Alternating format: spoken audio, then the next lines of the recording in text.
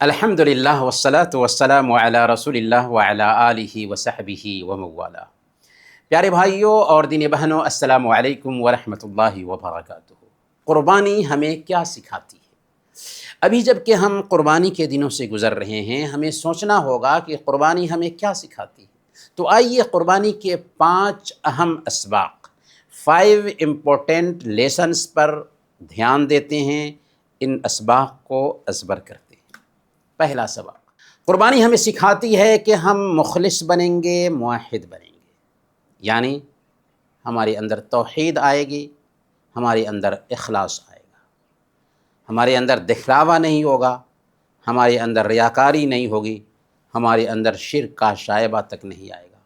اللہ نے فرمایا قل ان صلاتی ونسکی ومحیای ومماتی للہ رب العالمین لا شریک لہ وبذلک امرت وانا اول المسلمین۔ آپ فرما دیجئے کہ یقیناً میری نماز، میری قربانی، میرا جینا اور میرا مرنا یہ سب خالص اللہ رب العالمین کے لیے ہے، جو ساری دنیا کا، سارے جہاں کا مالک ہے، اس کا کوئی شریک نہیں۔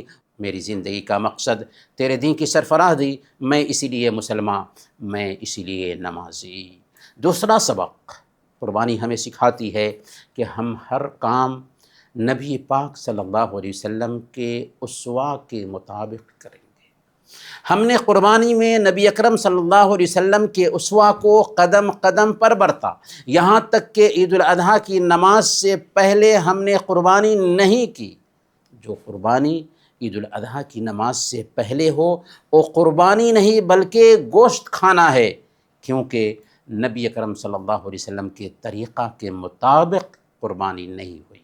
لہذا ہم قربانی سے سیکھتے ہیں کہ ہم زندگی کے ہر مرحلے میں نبی اکرم صلی اللہ علیہ وسلم کے طریقے کو دیکھیں گے، اور یہی 2 چیزیں عمل کی قبولیت کی شرطیں بھی ہیں، اخلاص اور متابعت، یعنی کام صرف اللہ کے لیے ہو، اس میں دکھلاوا نہ ہو، اور پیارے نبی صلی اللہ علیہ وسلم کے طریقہ کے مطابق ہو، اور یہ 2 چیزیں ہم قربانی سے سیکھتے ہیں۔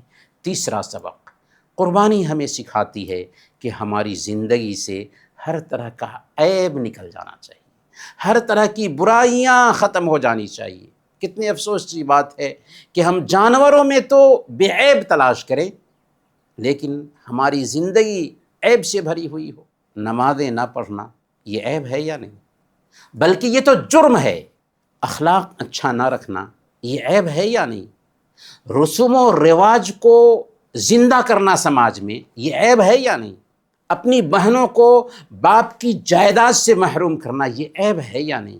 جی ہاں، یہ عیب ہے، بلکہ ہم مجرم ہوں گے اللہ کی نظر میں۔ قربانی ہمیں سکھاتی ہے کہ ہماری زندگی سے ہر طرح کا عیب نکل جانا چاہیے۔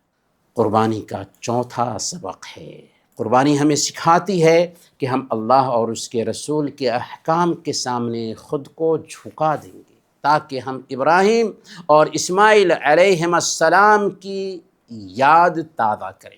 پیارے نبی صلی اللہ علیہ وسلم نے یہی بات سمجھائی، لا یؤمن احدکم حتی یکون ہواہ تبعا لما جئت بہ۔ تم میں سے ایک آدمی اس وقت تک ایمان والا نہیں ہو سکتا جب تک کہ اس کی خواہشات میری لائی ہوئی شریعت کے تابع نہ ہو جائے۔ اسلام اطاعت کا نام ہے، اسلام سرینڈر کرنے کا نام ہے، اسلام نسبت کا نام نہیں ہے کہ میں مسلم خاندان میں پیدا ہوا تو میں جو بھی کروں مسلمان ہی رہوں گا۔ انسانوں کی نظر میں ہم مسلمان رہ سکتے ہیں، لیکن اللہ کی نظر میں مسلمان بننا ہے، اور قربانی ہمیں سکھاتی ہے کہ ہم اللہ اور اس کے رسول کے حکم کے سامنے سر ٹیک دیں گے۔ تو آئیے عہد کرتے ہیں کہ اللہ اور اس کے رسول کے احکامات ہماری زندگی میں آ جانے چاہیے۔ 5واں اور آخری سبق، قربانی سے ہم یہ سیکھتے ہیں کہ ہم غریبوں اور مسکینوں کا خیال کریں گے، کیونکہ اللہ فرماتا ہے فَكُلُوا مِنْهَا وَأَطْعِمُوا الْقَانِعَ وَالْمُعْتَرَ۔ قربانی کے گوشت سے تم خود بھی کھاؤ اور ان کو بھی کھلاؤ جو قناعت کیے بیٹھے ہیں، اور ان کو بھی جو اپنی ضرورت پیش کریں۔ گویا کہ قربانی کا گوشت ہم خود بھی کھاتے ہیں، غرباء و مساکین کو بھی کھلاتے ہیں، دوست و احباب میں بھی تقسیم کرتے ہیں۔ تو یہاں ہمیں یہ سبق ملتا ہے کہ سال بھر اگر ہمیں مالی وسعت حاصل ہے تو غریبوں اور مسکینوں کا خیال رکھیں گے۔ اللہ تعالیٰ سے دعا ہے کہ ان اسباق کو ہمیں ازبر رکھنے کی توفیق عطا فرمائے۔